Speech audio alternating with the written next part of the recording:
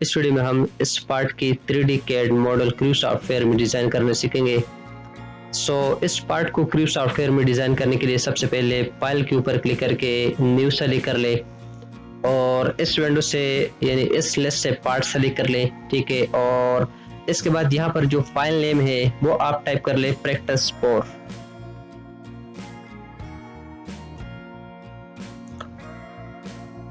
और इसके बाद जो यूज डिफॉल्ट टेम्पलेट है इसको आप अनसेलेक्ट कर ले एंड से ओके।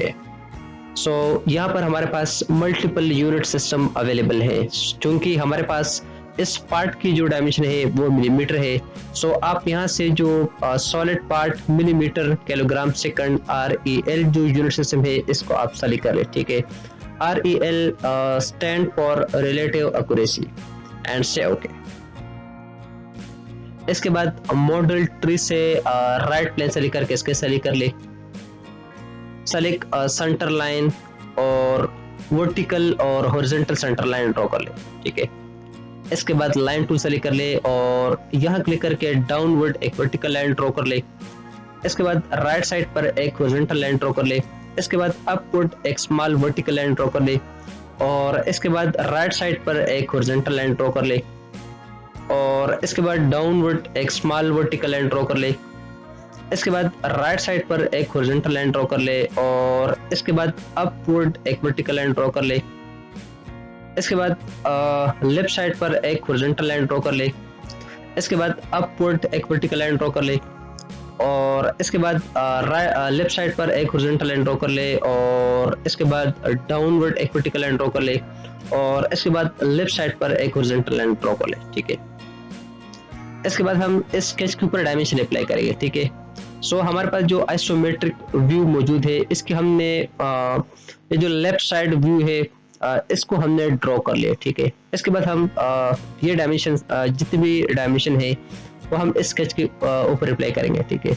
सेलेक्ट डायमेंशन टूल और इस लाइन को सेलेक्ट कर ले। इसके बाद इस लाइन को सेलेक्ट करके इसकी जो टोटल लेंथ है वो है 100, ठीक है। यहाँ पर आप सकते हैं, यहाँ पर टाइप कर ले 100, एंटर प्रेस कर ले। इस सेंटर लाइन को सेलेक्ट कर ले, ठीक है। और इस वर्टिकल लाइन को सेलेक्ट करके इसकी डायमेंशन आप टाइप कर ले 50, ठीक है। क्योंकि इसकी टोटल डायमेंशन है 100, सेंटर लाइन से इस लाइन तक डायमेंशन हो जाएगी 50, ठीक है। इसके बाद ये जो लाइन है, ठीक है, इसकी हाइट है 12। इस डायमेंशन के ऊपर डबल क्लिक करके इसकी डायमेंशन आप टाइप कर ले 12, एंटर प्रेस कर ले। इसके बाद ये जो लाइन है इसकी डायमेंशन है 10। इस डायमेंशन के ऊपर डबल क्लिक करके इसकी डायमेंशन आप टाइप कर ले 10, एंटर प्रेस कर ले। इसके बाद ये जो लाइन है, ठीक है, ये लाइन इसकी डायमेंशन है 12, यहाँ पर आप देख सकते हैं, ठीक है। इस डायमेंशन के ऊपर डबल क्लिक करके इसकी डायमेंशन आप टाइप कर ले 12, एंटर प्रेस कर ले। और इसके बाद इसकी टोटल हाइट है 24, ठीक है। सेलेक्ट डायमेंशन टूल, इस लाइन को सेलेक्ट कर ले और इस लाइन को सेलेक्ट करके इसकी डायमेंशन आप टाइप कर ले 24, एंटर प्रेस कर ले। इसके बाद इस लाइन को सेलेक्ट कर ले, ठीक है, और इसकी डायमेंशन है 52, ठीक है। यहाँ पर आप देख सकते हैं। यहाँ पर आप टाइप कर ले 52, एंटर प्रेस कर ले।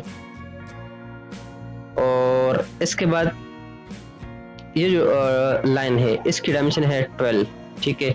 इसकी डायमेंशन भी हो जाएगी 12।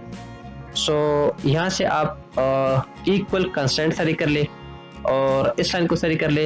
इसके बाद इस लाइन को सेलेक्ट कर ले। ये दोनों लाइन जो है ये दोनों लाइन इक्वल हो जाएंगे, ठीक है, एंड से ओके। इसके बाद एक्सट्रूड टूल सेलेक्ट कर ले और यहाँ से सिमेट्रिक जो ऑप्शन इसको सेलेक्ट कर ले और इसकी टोटल एक्सट्रूजन है 160। यहाँ पर आप टाइप कर ले 160, एंटर प्रेस कर ले एंड से ओके। इसके बाद नेक्स्ट पिक्चर जो हमने बनाना है वो ये है, ठीक है। इस पिक्चर को हमने ड्रॉ करना है, ठीक है। इस पिक्चर को डिजाइन करने के लिए मॉडल की स्पेस के ऊपर क्लिक करके इसके सेलेक्ट कर ले। सेलेक्ट रेफरेंस टूल और SH को सेलेक्ट करें, ठीक है। अपडेट द स्केच एंड से क्लोज। इसके बाद रेक्टेंगल टूल सेलेक्ट कर ले और यहाँ पर एक रेक्टेंगल ड्रॉ कर ले। यहाँ पर आप देख सकते हैं इस लाइन से सेंटर तक जो डायमेंशन है वो है 42 और ये जो रेडियस है इसकी रेडियस है 30, ठीक है। ये जो आर्क है इसकी रेडियस है 30, तो इसका डाया हो जाएगा 60। सो इस डायमेंशन के ऊपर डबल क्लिक करके इसकी हाइट आप टाइप कर ले 42, एंटर प्रेस कर ले, और इसका डाया है 60, ठीक है, एंटर प्रेस कर ले। इसके बाद 3 पॉइंट आर्क सेलेक्ट कर ले और यहाँ पर एक आर्क ड्रा कर ले, ठीक है। और इस लाइन को सेलेक्ट करके इसको कीबोर्ड से डिलीट प्रेस कर ले, या इस लाइन को कंस्ट्रक्शन ज्योमेट्री में कन्वर्ट कर ले, ठीक है। यहाँ पर हमारे पास ऑप्शन मौजूद है कंस्ट्रक्शन ज्योमेट्री, सो इस ऑप्शन के ऊपर क्लिक कर ले। इसके बाद सर्कल टूल सेलेक्ट कर ले और ये जो आर्क है इसकी सेंटर पॉइंट के ऊपर क्लिक करके एक सर्कल ड्रॉ कर ले। ये जो सर्कल है, ठीक है, इसका डाया है 30, सो इसके ऊपर डबल क्लिक करके इसकी रेडियस आप टाइप कर ले 30, ठीक है, एंटर प्रेस कर ले एंड से okay. Select extrude tool, flip direction के ऊपर क्लिक कर ले और इस लेस के ऊपर क्लिक करके यहाँ से टू रेफरेंस जो ऑप्शन को सेलेक्ट करें, ठीक है, और इसके बाद इस स्पेस को सेलेक्ट करें एंड से ओके। इसके बाद हम इस रिब को डिजाइन करेंगे, ठीक है। सो इस रिब को डिजाइन करने के लिए सबसे पहले आप यहाँ से इस लेस के ऊपर क्लिक करके यहाँ पर हमारे पास दो टूल मौजूद है, ट्रेजेक्टरी रिब और प्रोफाइल रिब, ठीक है। सो अगर आपने इस टाइप के रिब डिजाइन करना है तो आपने जो सेकंड टूल है प्रोफाइल रिब, इसको आपने यूज करें, ठीक है। सो इस टूल को सेलेक्ट कर ले, प्रोफाइल रिब को, और इसके बाद इस स्केच को सेलेक्ट करें, ठीक है। सेलेक्ट रेफरेंस टूल और एसएच को सेलेक्ट कर ले, एसएच को सेलेक्ट कर, ठीक है, और इसके बाद एसएच को सेलेक्ट कर ले। अपडेट द स्केच एंड से क्लोज। सेलेक्ट लाइन टूल और यहाँ पर एक लाइन ड्रॉ करें, ठीक है। इसके बाद टेंजेंट कंस्ट्रेंट सेलेक्ट कर ले, एसएच को सेलेक्ट कर ले और इसके बाद उस लाइन को सेलेक्ट करें, ठीक है, एंड से ओके।